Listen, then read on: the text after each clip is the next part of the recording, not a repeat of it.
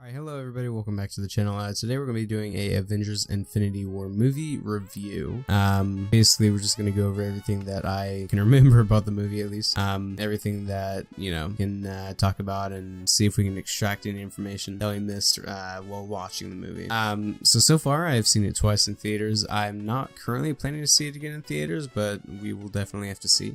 Either way, I have seen it twice, and I did put up an audience reaction of my Saturday showing, which was my second showing. It was the afternoon. Not really that good of a reaction from the audience, but it's definitely worth a check out. So definitely do that if you're interested. Other than that, let's go ahead and get this started. We're going to go ahead and talk about the starting sequence of the Asgardian refugee ship.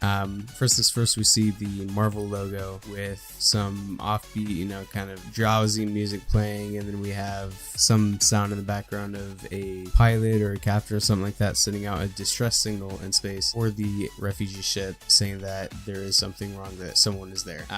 From there go to New York, where we see Doctor Strange and Wong and Bruce Banner gathering up and talking about Thanos and stuff like that, and then we get the Avengers title card. After the Avengers title card, go ahead and see we see Tony and Pepper walking through the park talking about peeing, and like how you have to pee in a dream and then you pee in real life. And he says that basically they had a kid and that they were expecting, and he tries to see if maybe they are expecting, maybe foreshadowing for the future, who knows. That's personally my thought. I don't know about you guys, but that's what I think. From there we see Doctor Strange appear in he pulls up one of those portals with his sling rings, and he comes to Tony and he says, "Mr. Stark, we have something happening, it's universal threat." And then he says, "Sorry, it's selling tickets to something," and then he asks, "Who's we?" And then Bruce comes out of the portal and starts to talk to Tony, and then Tony gets convinced that something bad is about to happen.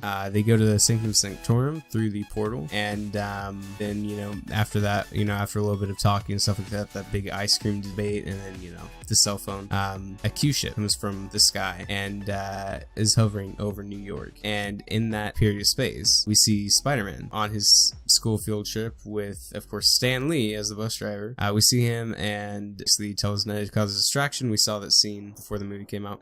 Basically, it's pretty much the same, except for there's a little scene in there where we get the reaction from Ned of what's happening. And then Peter swings out. We see a nice little Stan Lee cameo saying, "Kids, you look like you've never seen a spaceship before." It's true, because they probably have, because of the 2012 Avengers. So back at the Q ship, we see Tony, Bruce, and Wong heading out to the street, and they see two of the Black Order, and they start having a confrontation. They talk for a little bit. Bruce Banner tries to Hulk out. He's over here kind of like ED problems for men at an older age. It's like he won't come out. He won't get up, and that's it's sort of a funny aspect to that scene. I don't think many people got that. But then we see Wong starting to protect Bruce just in case, because he's not able to Hulk out. And then we see Tony Stark.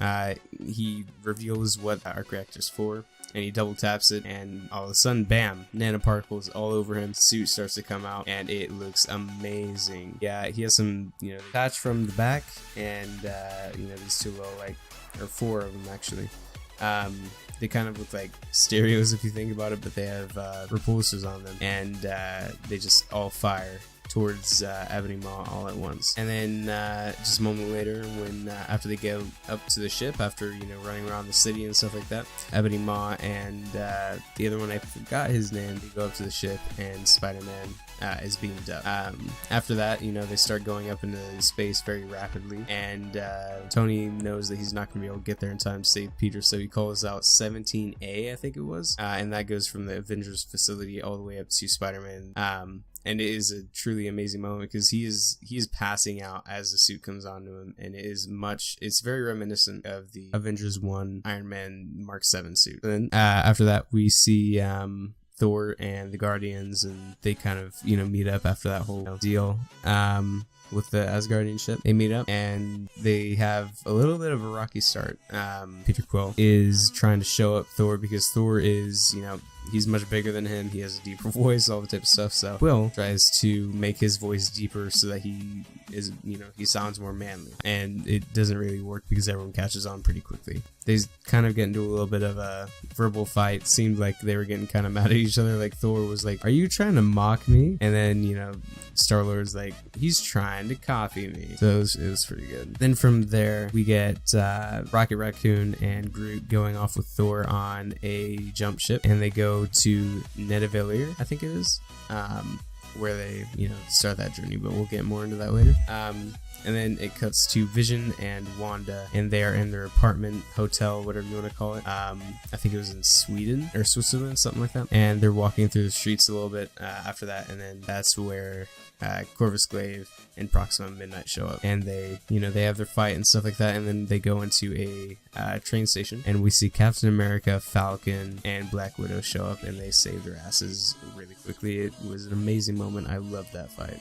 From there, we get Iron Man, Doctor Strange, and Spider-Man back on the Q ship. They're talking and stuff like that. After Iron Man and Spider-Man save Doctor Strange from Ebony Maw, and then they end up getting to Titan just a little bit later, and that's where they meet the Guardians of the Galaxy, and they have a little bit of a tussle at first. They're threatening to kill each other for a little bit, and then when Peter Quill gets Spider-Man into a headlock,